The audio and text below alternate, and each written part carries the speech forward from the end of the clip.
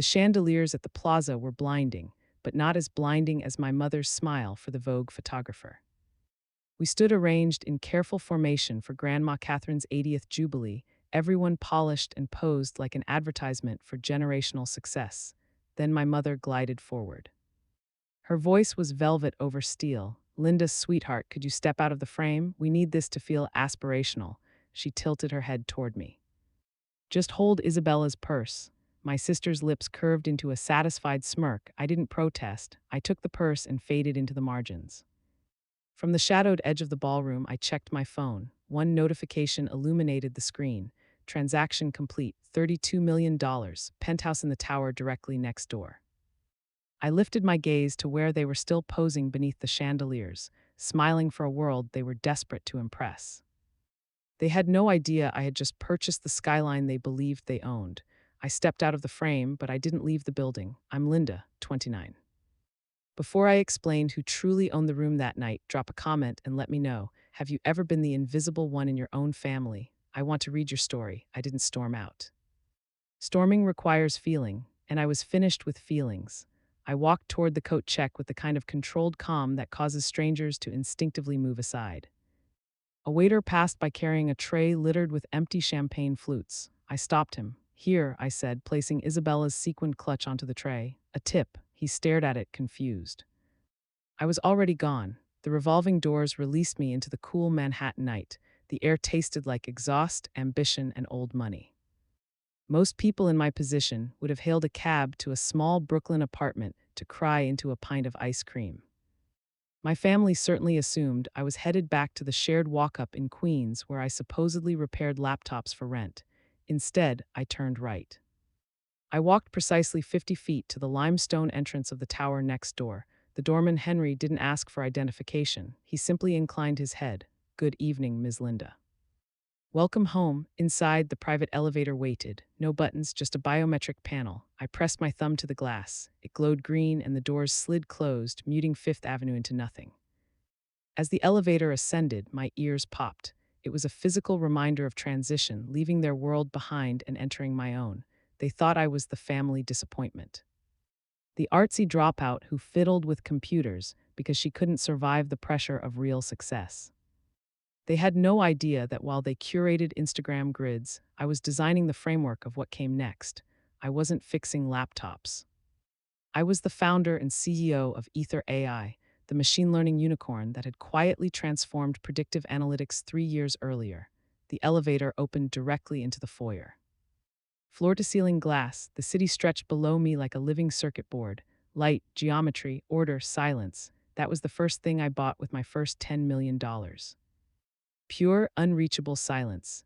I slipped off my heels and crossed the heated marble barefoot, moving toward the wet bar. I poured myself sparkling water. My hand didn't shake. From this height, I could see the ballroom windows across the plaza. They were probably still posing, still holding that strained, desperate smile worn by people drowning in leverage. My father, David, loved to talk about legacy. What he never mentioned was that his construction firm had been hemorrhaging money for nearly a decade. He survived on loans he believed came from an anonymous conglomerate. He was wrong. I pulled out my phone. I didn't call my parents. I scrolled past their missed calls and tapped a contact labeled simply, "Counsel." David, my attorney, not my father, answered immediately. "It's done," I said. My voice sounded unfamiliar in the vast, empty room. Precise, detached, there was a pause. "Are you certain?" he asked. "Once we execute, there's no reversing it. The foreclosure notices will be automated. Digital alerts by 9 a.m. I took a slow sip of water and glanced once more at the ballroom. I pictured my mother instructing the photographer to crop me out. I pictured Isabella laughing, convinced she was the axis of the universe because she carried a purse I was meant to hold. "Execute the call option on the Greenwich estate debt," I said. "Pull everything tonight."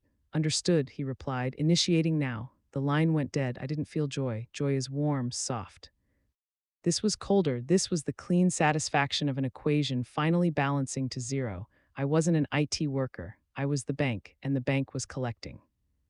I sat in the silence of my penthouse and let the past replay, not through the lens of injury, but as a data analyst reviewing a corrupted system. You need to understand the economics of my childhood.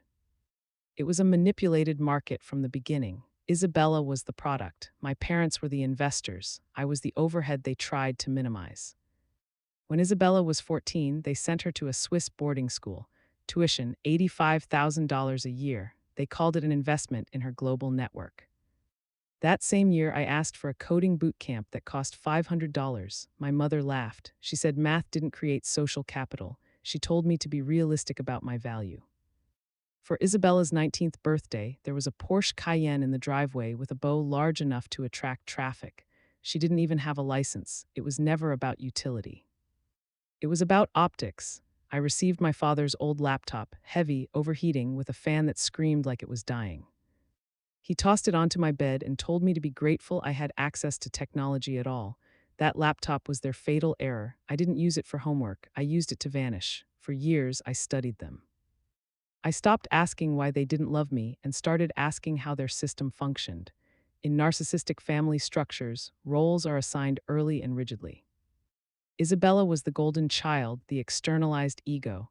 I was the scapegoat, the repository for everything they refused to examine in themselves. They didn't despise me, they required me. Someone had to be lesser so they could feel superior. They believed ignoring me would erase me. Instead, they trained me. Invisibility is a superpower. When no one sees you, you learn to observe. While they obsessed over reflections and appearances, I watched patterns emerge. I learned to read microexpressions, to anticipate behavior driven by vanity and fear. I realized human behavior, even the ugliest kinds, follows models, and models can be coded. I taught myself Python on that overheating laptop while dinner parties echoed downstairs. I built my first predictive model using my mother's spending habits as data input. Data doesn't lie. Silence wasn't confinement, it was a laboratory. They saw a failure repairing computers. I saw datasets everywhere. Ether AI wasn't created for wealth. It was built to prove that perception is flawed and that insight belongs to those who pay attention. My core algorithm, Watcher, succeeded because it understood irrationality. It was trained on my own history. They spent thousands each month polishing Isabella's image, trying to manufacture a star. They never noticed that the girl in the thrift store sweater next door was building a sun. They handed me their waste. I forged it into a weapon, and tonight that weapon was live. I woke at 6 the next morning, not to an alarm, but to sunlight spilling across the master suite. The silence remained pristine. My phone did not.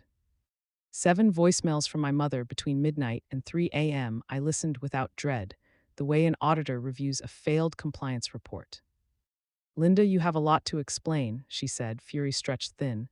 "The Hendersons asked where you went. You embarrassed us. Leaving before the cake cutting made it look like a tantrum. You are so selfish." Selfish, their favorite accusation, deployed whenever I stopped being useful. Then Isabella, I opened Instagram. She deposted at 2 a.m., a black screen with white text. The universal symbol of curated victimhood. Some people will never support your dreams because they're bitter about their own failures. Cutting off toxic family is self-care, a broken heart emoji. I checked my own analytics. Nothing. I didn't post a rebuttal. I didn't argue. I went to my email. At exactly 9, confirmation arrived. Foreclosure notice generated. Certified mail dispatch initiated. The clock had started. They didn't know yet. They were still consumed with social optics, my early exit, the whispers, the embarrassment. Unaware the roof above them was now a countdown. At 10, my father texted, "We expect you at Sunday brunch to apologize to your sister and your grandmother. Don't make this worse. Apologize." They wanted me back at the scene, asking forgiveness for being the victim. I typed carefully. It needed to sound compliant, professional, like surrender. "I agree. We need to talk." I wrote, "But I can't do brunch. My schedule is tight. Come to my office tomorrow at noon. We can settle everything there." I sent the address. The reply was immediate. "Fine," my father wrote. "But don't expect us to stay long. We have a viewing at the club." They assumed they were coming to a cramped cubicle in a shared workspace in Queens. They probably imagined I would be sitting in a rolling chair with a broken wheel, surrounded by spare parts and wires, desperate for their approval. They thought they were coming to scold a child who had acted out. They had no idea they were walking into a lion's den. They didn't know that the address I sent wasn't a co-working space. It was the Ether Tower, and I wasn't going to be waiting in the lobby.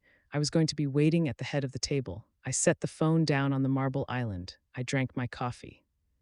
The city below was waking up, a million moving parts, all following the patterns I had spent a lifetime decoding.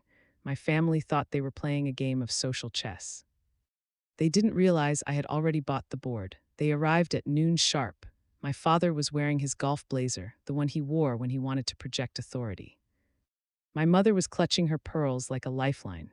Isabella was scrolling through her phone, probably checking if her vague post about toxicity had gone viral yet.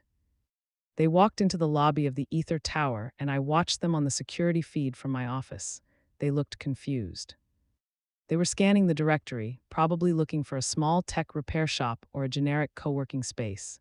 Security intercepted them.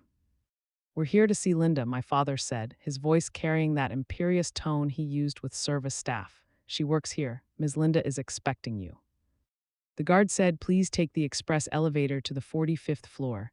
Fourth." Isabella looked up. "I thought this was a startup. Just go," my mother hissed. "Let's get this over with." They rode up in silence. When the doors opened, they stepped onto a floor that smelled of white tea and money. The reception area was stark, minimalist, and expensive. The logo on the wall, Ether AI, was etched in brushed steel. My assistant Marcus stood up. "Mr. and Mrs. David, please follow me." He led them down a hallway lined with glass walls.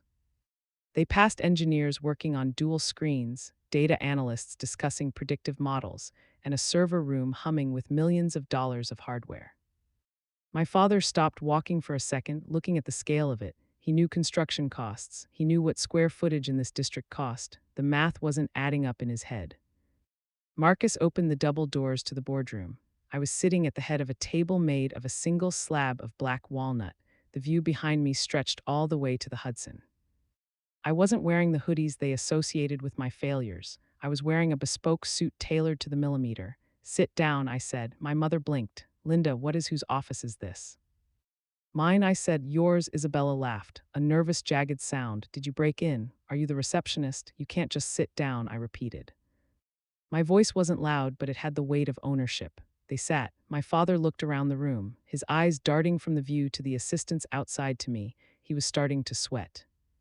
"We're not here to play games," he blustered, trying to regain control. "Your behavior this weekend was unacceptable. Leaving the party, ignoring our calls. We demand an apology and the house."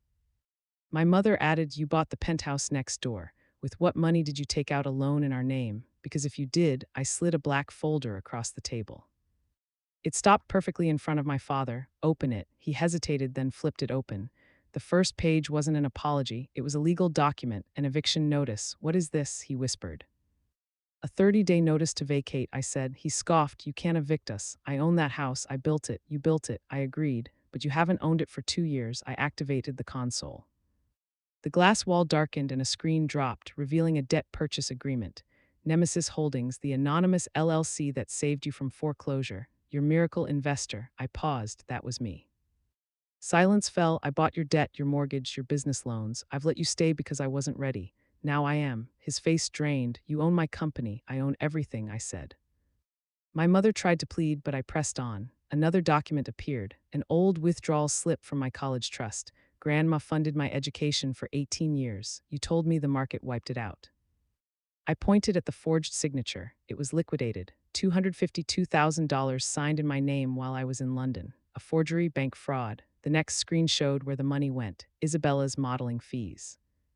"My career," she whispered. "You paid for it with my future," I said. My father's voice cracked as he tried to justify it as an investment in the family. I didn't flinch.